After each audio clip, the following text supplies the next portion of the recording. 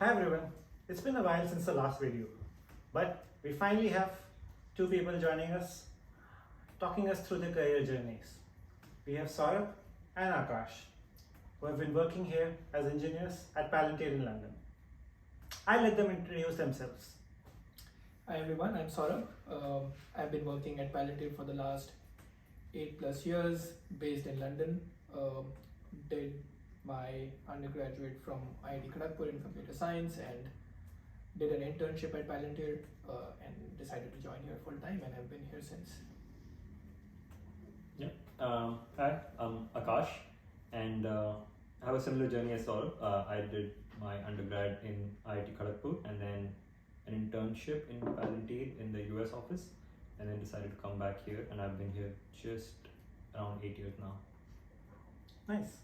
It's interesting, you mentioned you interned at the US office, but finally ended up joining here in London. How come? So initially it was a bit of logistical reasons. The H1B process is such that you can only join in October, whereas colleges in India, at least the IITs, mostly end around April. So I didn't want that long of a break in between. So I decided to join in Palantir in June.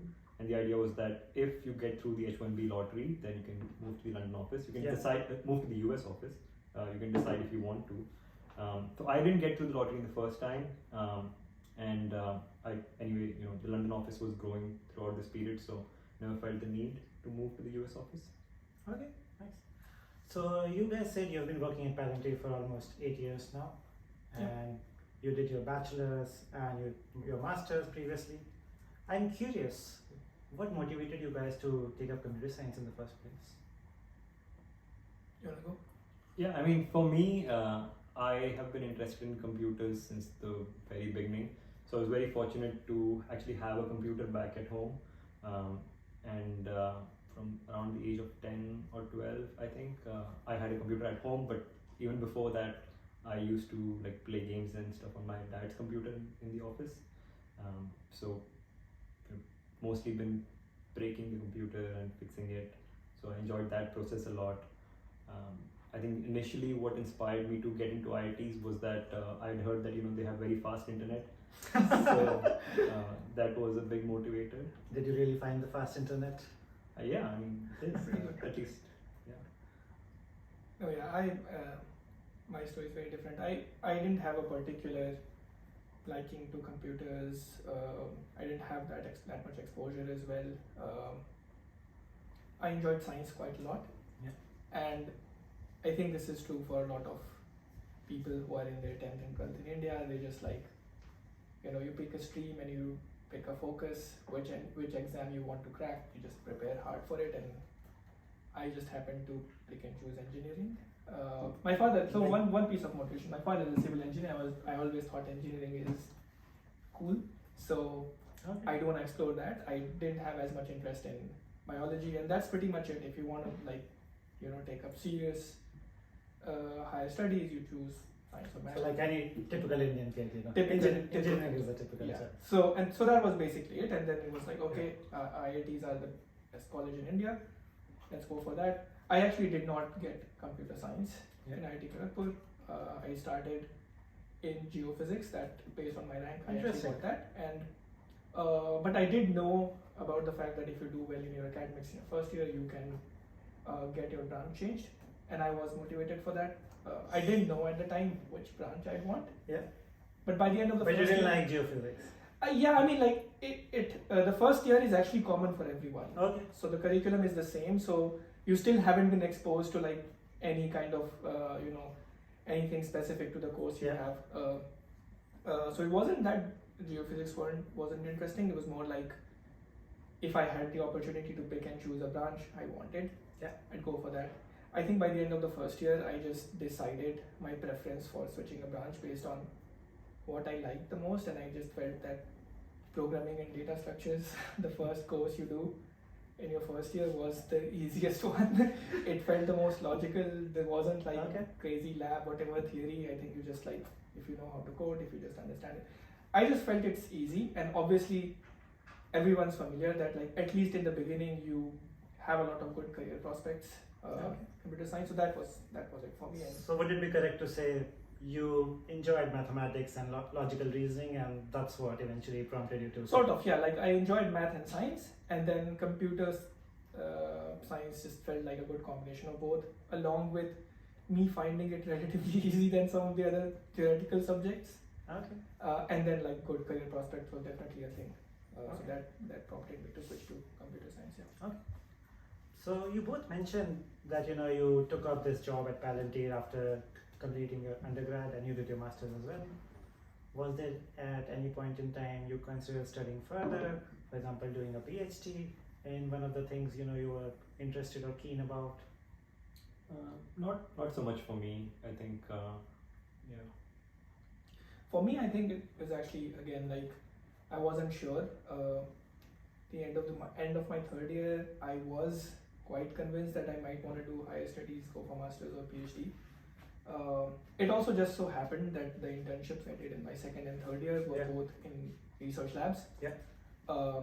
And the placement I got from my college was also in IBM research. I think partly because my resume was focused on research, so that's how I landed that. But that program is specifically like couple years of work at IBM research in India with some like senior experienced researcher, and then apply for a PhD or masters, and IBM sort of funds that. So that was the goal. So I did have.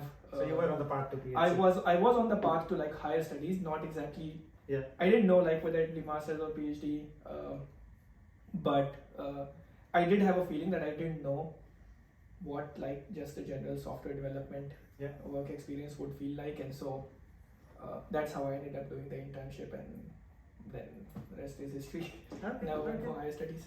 That's interesting. Okay, so you both said you've been working for 8 years. Did at any point in time in your careers did you feel you need to upskill yourself and maybe do a postgrad then, or a certification, or learn on the side, or in a nutshell, do engineers need to keep up with the changing trends in the industry? I think you do need to keep up, obviously, but it doesn't always have to take the form of a certification. I mean, if you are interested in technology beyond what your company is using, then you can follow YouTube videos. There's a bunch of online tutorials that you can always do, and you can even just play around with a lot of things, right? Yourself. Even within the organization, there's always a lot of opportunities, so you can learn there. But yeah, I never felt the need to do higher studies or certifications myself. Do you hold the same opinion as well? Mostly, I think lately though, I do feel that the generalist role that you end up taking in big software companies, where you can just like be a software engineer in any team and pick up any tech and be good at it, learn it. I realize that there's a lot more interest in like special skills. Right now, like a lot of people who are going in machine learning, AI is the new hype right now. I think at the time, I don't think I had all of that I didn't have all these options in my head, but like if I were a new grad right now, I would definitely consider what in hindsight. And I think time is also relevant. Like a lot of these things have picked up a lot recently, and so I think it's too late for me. I don't think I have the motivation to go take a break and study, upskill myself that way. I'll have to just do it on the side naturally. I see. Otherwise, would you say it's correct to say that generally you learn most of the things on the job itself, and that's always true. I don't know what it is to actually do a specialization. I do think like if someone is doing a PhD, for example, they are definitely going deep, and they open themselves up to like very specific roles at very specific companies. So there's that, but like I don't think my courses made me learn as much as like just real hands-on work. Okay. So talking about your current roles now, I'm curious to hear how did your roles and responsibilities change in these 8 years that you've been at Palantir? Assuming when you joined as a fresh grad, you had a very different role than what you have right now. So you want to go first? Yeah, I mean, As a fresh grad, obviously the expectation of wherever you join is also that you're very raw. You need to just learn, and so again it depends on like company to company. But at Palantir, it's mostly like you'll join in some dev team. The expectation is that for the first couple of years you're just learning. You're just learning to be a better dev. You do end up learning skills for all the responsibilities of your role. Like I think some companies, they have very different ways of developing, like how testing is done, how release is done. Some other teams, the role is a lot more holistic. At Palantir, the role is actually a lot more 360 degree. Like you have to think about testing your code. You have to think about the release strategy of it. Like I don't think we have special quality engineer. I mean, we used to at some point, not anymore. Or even like some kind of a release cycle. Like teams are very independent that way. So I do think that the first couple of years, maybe 3 years or so, was just like learning a lot about writing good code, learning a lot about testing, learning a lot about how to do release. You obviously have a customer base, so think about how you roll your software out. It's all about learning those skills. And then I think later on, if you demonstrate that you can actually lead bigger projects, you will get those kind of opportunities. It's always a mix of like you pushing for that kind of role, some form of leadership, either technical or a lot more operational, let's say. That and a combination of others spotting that you're good at that will lead to that kind of a transition. So that's how it happened to me. Right now I'm kind of doing a bunch of leadership stuff, but also trying to be hands-on. So it's a mix of both. Yeah. I see. So from your description, it seems like that you try to explore multiple avenues in the beginning, and then you tend to specialize in one or two particular areas. Yeah, I mean, it's not even as much of exploration as like, but in my case, it was by force. Like everything is new. You just pick all the skills. I think it becomes very real at a point where you have to decide whether you want to grow as an individual strong engineer, or whether you want to explore some form of leadership where, let's say, you're the person who's accountable and responsible for a set of engineers. And in addition to doing your individual work, you're responsible for the outcome of this set of engineers or this team. I see. And so I think there's enough examples of people who tend to stick to just being good individual contributors, engineers. You also grow that way. You just work on a lot more challenging and impactful projects over time. But if you decide that you want to grow in sort of a leadership role, that journey is a bit different. I see. So you raise an interesting dilemma, of being an individual contributor or doing more of a leadership role. Aakash, did you ever face such a dilemma as well, and how did you reason through it? I think the question implies that if you're doing more engineering stuff, you're not doing leadership, which is not always the case with a lot of companies. So there will be companies who separate that leadership from technical skills, but there is also like a group of companies that you'll find where you have more fluidity in the roles that an individual can have, and that's very true at Palantir. There's no engineering manager sort of role exactly. You do what you want to do, what you're good at. So I think you can do technical leadership as well, which is if you're not necessarily the best person to manage people, but manage projects, as Saurabh was saying, like larger, more impactful projects, then that is something you can do as well. For me, I never went more into people management. I was always more into technical leadership. So, and is there an intrinsic motivation behind that? Why you prefer technical leadership over people management? So it's kind of similar to how Saurabh said in the beginning, where computer science is easy. So I think computer science is easy for me. I find it more natural. Bending computers but, to your will is easy. Would it not be fair to say that most engineering managers were at some point, computer science students as well? Not necessarily. Is that true? At a lot of other companies, I think I've heard engineering managers who are not technical. Okay. At Palantir, that isn't true. I don't think we have engineering manager. I don't think, first of all, we have a thing called engineering manager. If you're a technical lead at a project, then you are responsible for all the sort of technical work there, including any kind of management of release and all that. Yeah. Honestly, I don't even know a job description of an engineering manager. I just Okay, know that okay. like engineers, leads, individual contributors in whatever capacity are technical at Okay. Palantir. So it seems like from both your descriptions, the roles are fairly fluid at your company, and there's no clear demarcation, and you tend to lie at somewhere in the spectrum. Yeah. Okay. So Saurabh, you raised an interesting point about hindsight, where you mentioned you might have picked up specialization in AI or machine learning. Looking back, are there any other things looking back at your career in last 8 to 12 years that you would do differently now? Yeah, I mean, I think like college part aside, like just generally in your career, I do feel that like technologies evolve quite fast, and it is important to keep up with things.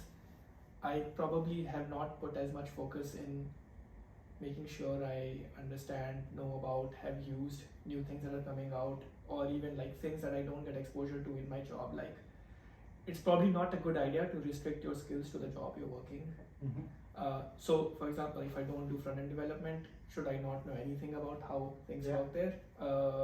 Probably not. But I am maybe like that. I know very little about front-end development, so I think I've missed out on a big chunk of technology. So I would probably focus a little bit more, even if it's not related to my day-to-day work, on just knowing a broader set of. Okay. So in a way, it seems like you're suggesting that people should continue growing their skills outside their normal day-to-day job as well. For sure, I think it's also very relevant, because it's not even like you're a computer scientist and you have to be good at writing. It's like you're a computer scientist, maybe you don't do front-end development, but you know about the technology. So the next role you land, that might just end up being useful. Aakash, would you agree with that? And if yes, are there any ways that you would recommend our viewers using which they can continue growing their skills outside their day-to-day job?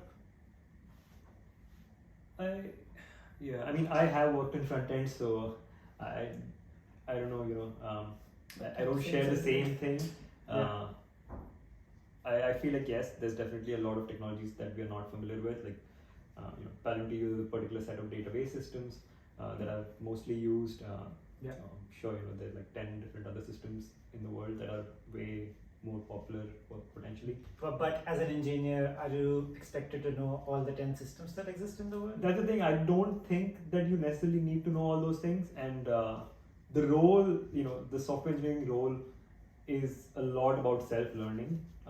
And like if you look at the process, the interview process for a lot of companies, it is mostly towards making sure that you think in the right way and that you can learn new things. So that's why and that is actually expected on the job. Like you learn more things on the job. If there's a particular database system, then you would learn that. But then as your career grows, as you grow in your career, as you are more senior, like people look to you for inspiration, and that's when it starts to matter more, because you will be expected to come with the new ideas. I see. And you may not have the new ideas if you're always, I see. Yeah. So it seems like when you're leading your team, or as you grow further in your career, you need to be the creative person to grow the team. Okay. That makes sense. Another interesting topic that I would like to learn a bit from you guys is about having careers in software engineering in London, which you guys seemingly consciously chose as the city to have your careers in. Would you like to share a bit with our viewers, why London, and what other opportunities exist for someone to have a career here? Yeah, I mean, the why London reason I have is probably a lot less about the career opportunities here. It's just more about the situation. As I said, I think Aakash also mentioned so the H1B application kind of forced me to just join the London office at the time. I think a lot of Indians working outside India share the sentiment of like, you know, how far away they're from their home, how accessible India is. Yeah. And London definitely fared better at the time to me. But I always had this thought that, like, you know, software engineering jobs wise, you know, more tech focused jobs wise, US is the hub. Silicon Valley used to be the hub. Yeah. I mentioned used to because I think since then a lot of other big cities have come up, and London is certainly one of them. Like, I can see a lot more tech jobs in London now. The startup scene is good. There's lots of like fintech companies here. Yeah. That certainly wasn't the case 8 years ago. Okay. Or at least I felt that that wasn't the case 8 years ago. Like, at least the big companies, Google, Facebook, had very little presence. I see. And over the years, they have both had like really big offices. I can see a lot of my colleagues who started working in India move to London because it's like they have that opportunity. And a big plus of London obviously is the visa. Like, it's a lot more straightforward to get the tier 2 working visa here compared to a H1B. So it has definitely become a more lucrative option over the years as far as I see. I see. So seems like proximity to India, being easier to access, and immigration rules make it a worthwhile place to be in. Akash, would you agree with that? Do you Yeah, I have think immigration is essentially what brought us here initially, Yeah. right? Yeah. Like, you know, the immigration rules being much more friendly for Indians, for software engineers. There is like certainty, you know that Yeah. you will get that instead of a lottery where I think these days it's like 1:10 or something in the US. Okay. Um, So it's saying only 1 in 10 people have a chance to work in Yes. the US who want to work in the US, yes. even after you have a job offer. Yes, even after you have a job offer. Okay. Um, And would you say that you have friends in other companies over here whom you can network with easily? I think that at the beginning, you know, your friends were mostly people from your college, Yeah. right? Like, that's what naturally happens. So we had a few people in Facebook, Yeah. and then you know, 2 of us in Palantir. So that was mostly the network. It was not that big, but as opportunities in London have grown, Yeah. there's a lot more people who now work in Facebook and Google, and so I think that is definitely there.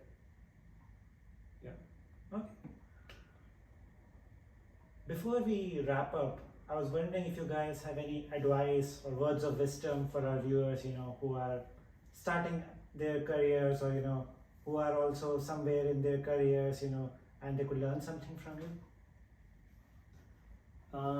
I think for people, you know, who are looking at a computer science or, you know, software development as a career, and maybe are in high school or in college, I would suggest looking at a lot of programs that allow you to contribute to open source.